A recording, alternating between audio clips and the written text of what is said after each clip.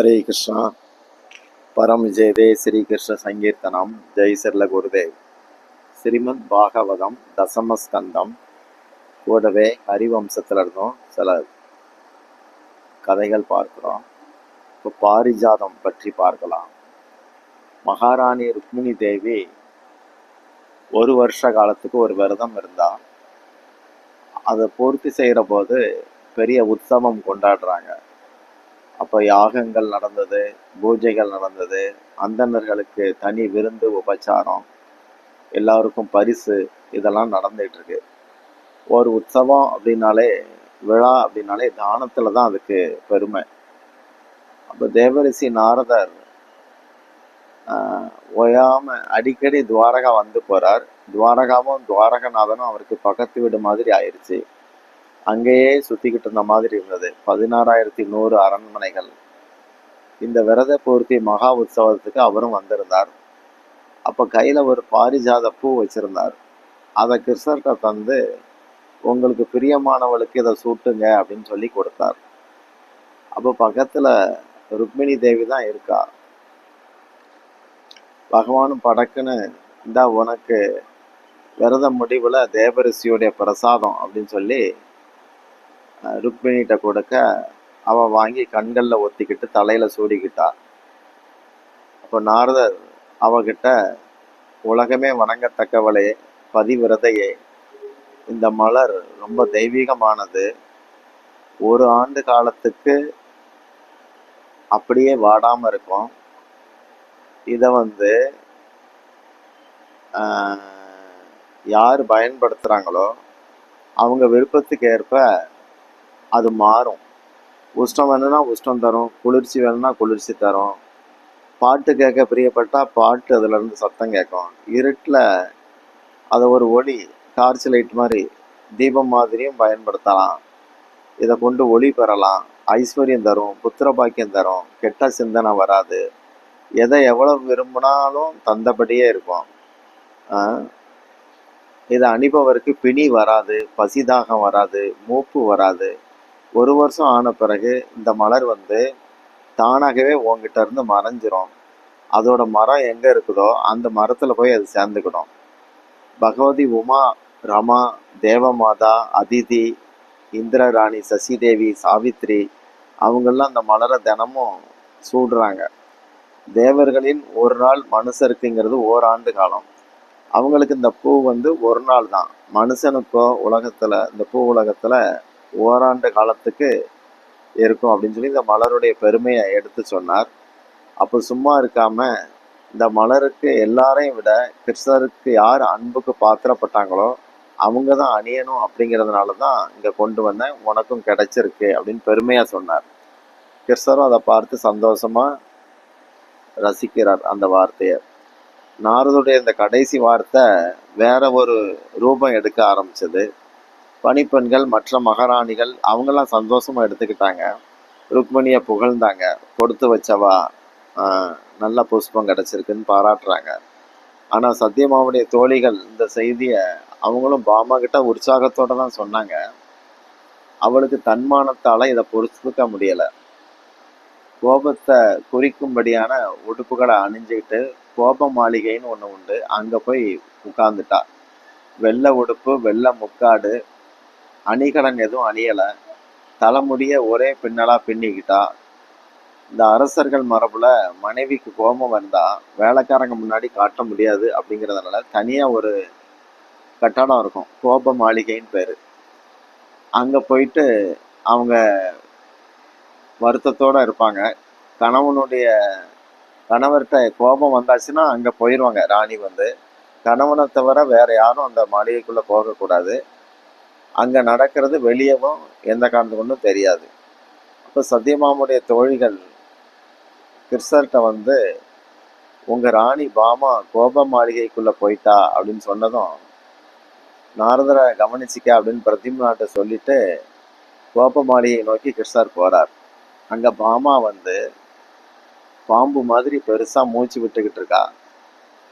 கையில் ஒரு தாமரைப்பூ வச்சிருக்கா. அது இதழ்களை பிச்சுக்கிட்டே இருக்கா. சில சமயம் மூக்கு பக்கத்தில் முகந்து பார்க்குறா. அந்த தாமரையை வந்து முகத்துக்கிட்ட கொண்டு போக, கீழே கொண்டு வர, அப்புறம் உதிர்க்க, தனியாக சிரிக்க, அப்புறம் படுக்கையிலேருந்து விழுறதும் எழுறதுமா இப்படி இருக்கா. துணியை வந்து முகத்தால் மூடிக்கிட்டா. கிருஷ்ணர் இதையெல்லாம் மறைஞ்சிருந்து பார்த்துட்டு மெதுவாக கால்களை வந்து ஓசப்படுத்தாமல் பதுங்கி பதுங்கி வந்து அவள் பின்னாடி நின்றுக்கிட்டு விசிறியை எடுத்து அவளுக்கு வீசுறாரு. அவள் காற்று வரவும் படக்குன்னு திடுக்கிட்டு திரும்பி பார்த்தவா விசரை பார்த்துட்டு ரொம்ப அழகாத்தான் இருக்கு அப்படின்னு முகத்தை வந்து ஒரு வெட்டு வெட்டுறார். எதுக்கு இந்த வெந்நீர் ஆடை, ரத்தின நகைகள் என்ன தப்பு பண்ணிச்சு, உன் விருப்பத்துக்கு மாறா என்னதான் நடந்தது அப்படின்னு கிருஷ்ணர் வந்து அவளை பக்கத்தில் இருத்துறார், உட்கார சொல்லி இருத்துறார். தன்னுடைய மேல் உத்தரியத்தால் அவளுடைய கொஞ்சமாக வர கண்ணீரை துடைக்கிறார். பாமா அவர்கிட்ட, உங்களுக்கு வார்த்தையில் மட்டும்தான் அன்பு இருக்கு, நான் தவம் இருக்க அனுமதி கொடுங்க. பெண்ணின் தவம் விரதம் கணவன் அனுமதி இல்லாமல் நடக்கக்கூடாது, நடந்தால் பயன் தராது. நான் உங்களுக்கு விருப்பம் இல்லாததால் ஆகிட்டேன், என்ன குற்றமோ தெரில, தவத்தால் உங்கள் அன்பை பெற போகிறேன் அப்படின்னு சொல்லிட்டு பாமா வந்து போர்வையில் முகத்தை வச்சுக்கிட்டு அழுதா. கிருஷ்ணர் அவகிட்ட, நீ எனக்கு பிடிக்காம போனதா, உனக்கு ஒரு பிரம்மையை யார் ஏற்படுத்தினதுன்னு கேட்குறாரு. பாமா சொன்னா, தேவரிசி தேவருக்கும் அரிதான பாரிசாத பூவை உங்ககிட்ட தந்து பிரியமானவனுக்கு கொடுங்கன்னு சொன்னா நீங்க உடனே ருக்மிணிகிட்ட கொடுக்குறீங்க. அடுத்து ருக்மிணிய அவர் நாரதர் வந்து புகழ அதை கேட்டு ரசிக்கிங்க, அவளுக்கு அவ்வளவு கௌரவம் கிடைக்குது, அதில் என்ன நீங்கள் மறந்துட்டீங்க, இதனால நான் தவம் இருக்க போகிறேன் அப்படின்னு சொன்னான். கிருஷ்ணர் உடனே இவ்வளவுதான விஷயம் அப்படின்னு சிரிச்சுக்கிட்டே, தேவரிசி திடீர்னு மலரோட வந்தார், அவள் விரதம் பூர்த்தி பண்ணியிருக்கிறா, மலரோட வந்தார், தந்தார், அவளும் ஆசையாக அதை பார்த்தா, நான் கொடுத்தேன். உனக்கு அந்த மலரில் ஆசை வரும் அப்படின்னு எனக்கு தெரியாது, உனக்கு விருப்பம்னா சொல்லு, இப்போவே அந்த அந்த பூ மரத்தையே பிடுங்கிட்டு வந்து உன் வீட்டுக்கு முன்னாடி முற்றத்தில் நட்டிடுவோம், நீயே அதில் பூக்கிற பூவெல்லாம் எல்லாருக்கும் விநியோகம் பண்ணு, உனக்கு அது பெருமை தானே அப்படின்னு சொல்கிறார். உடனே அவளுக்கு ஆச்சரியமாயிட்டு, உண்மையாவா அப்படின்னு வாயை பழக்கிறான். நான் தினமும் பலருக்கும் அந்த அபூர்வ மலரை கொடுத்தா எனக்கு எவ்வளோ மதிப்பு இருக்கும் அப்படின்னு அவன் நினச்சி பார்த்து படக்குன்னு வெக்கம் வந்துடுச்சு. உடனே கோப உடையில இனிமே அங்கே இருக்கிறதுக்கு கூச்சமாக இருந்ததுனால அரண்மனையை நோக்கி ஓடுறா. இந்த இடத்துல இருந்து மாளிகைக்குள்ளே போயிட்டா. கிருஷ்ணரும் அந்த மாளிகைக்கு போகிறார். அங்கே நாரதர்கிட்ட பாமா முன்னிலையில் இந்த பாரிஜாத மரத்தை பற்றி கொஞ்சம் சொல்லுங்களேன் அப்படின்னு கேட்குறாரு. அப்போ நாரதர் சொன்னார், பார்க்கடலை கடையிற போது மகாலட்சுமி வந்தாங்க, அவங்களுக்கு அடுத்து மந்தார தரு அப்படிங்கிற இந்த மரம் வந்தது, அது சொர்க்கத்தில் நந்தவனத்தில் நடப்பட்டுச்சு, தினமும் பூக்கும், ஆனால் அந்த மரத்துக்கு மூல கற்பக விருட்சத்துடைய அது என்ன சொல்ல, அந்த மூல மரம்னு சொல்கிறாங்களே அதுதான் அங்கே நடப்பட்டது, அதுக்கு பல கிளைகள்லாம் இருக்குது. இந்த மரத்திலிருந்து சசிதேவி, இந்திரராணி சசிதேவி யாரையுமே பூக்களை பறிக்க விடுறதும் கிடையாது, கீழே உதிர்ந்தா எடுக்க விடுறதும் கிடையாது. ஒரு சம்பவத்தால் கசியப முனிவருக்கு இந்த மலர் எப்படியோ கிடச்சது, அவர் என்கிட்ட கொடுத்தார். தரும்போது பாரிஜாதம்னு சொல்லலை, கோவிதார் அப்படிங்கிற பூவை கோவிதாருங்கிற பூ அப்படின்னு சொல்லி தந்தார். இதில் வந்து 3 கிளைகள் இருக்குது இந்த பூவில், அந்த மூல மரத்தில் இப்படி கிளைகள்லாம் இருக்காது, பூ மட்டும் இருக்கும் அப்படின்னு சொல்லி நான் அப்படி தான் எடுத்துகிட்டு வந்தேன். அப்போ பாமா குறுக்கிட்டு, எனக்கு உபவிருட்சமே வேண்டாம், மற்றவங்களுக்கு உரிமையானதில் நான் விருப்பம் வைக்க மாட்டேன், பார்க்கடலை கடையிற போது வந்த அந்த மூல மரம் தான் எனக்கும் வேணும் அப்படின்னு சொன்னான். மூல விருட்சமா அப்படின்னு நாரதர் திடுக்கிட்டு கேட்குறார். இந்திரன் அதை சிவனுக்கே தரல, நமக்கு எப்படி தருவார் அப்படின்னு சொன்னார். பாமா உடனே, அவ்வளோ துணிச்சலாம் இந்திரனுக்கு அப்படின்னு கேட்குறா.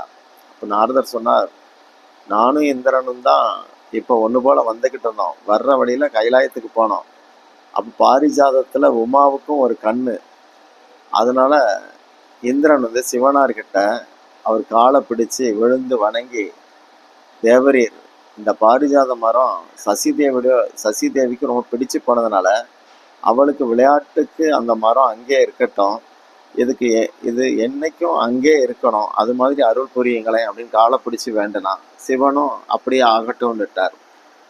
ஆனால் உமாவை மகிழ்விக்க அவர் என்ன செஞ்சார்னா, மந்தாரமலை அப்படிங்கிற அந்த பகுதியில் 2.5 மைல் சுற்றளவுக்கு பாரிஜாத மரத்தை காடு மாதிரி நிரப்பிட்டார். அந்த காட்டுக்குள்ளே உமா மகேஸ்வர் தவிர யாரும் நுழைய மாட்டாங்க. அவருடைய கணங்கள் கூட உள்ள போக அனுமதி கிடையாது. சொர்க்கத்தில் இருக்கிற கோபிதார் பூவை விட இது சிறந்தது. சிவபெருமான் சுலபமாக அதிலிருந்து ஒரு மரத்தை பிடுங்கி உங்களுக்கு தரக்கூட வாய்ப்பு இருக்கு. இப்படி நாரதர் சொன்னார், கிருஷ்ணர்கிட்ட சொன்னார். அப்போ கிருஷ்ணர் சொன்னார், நான் தேவலோக மரத்தை தர்றேன்னு சொல்லி பாமாட்ட வாக்கு கொடுத்துட்டேன்.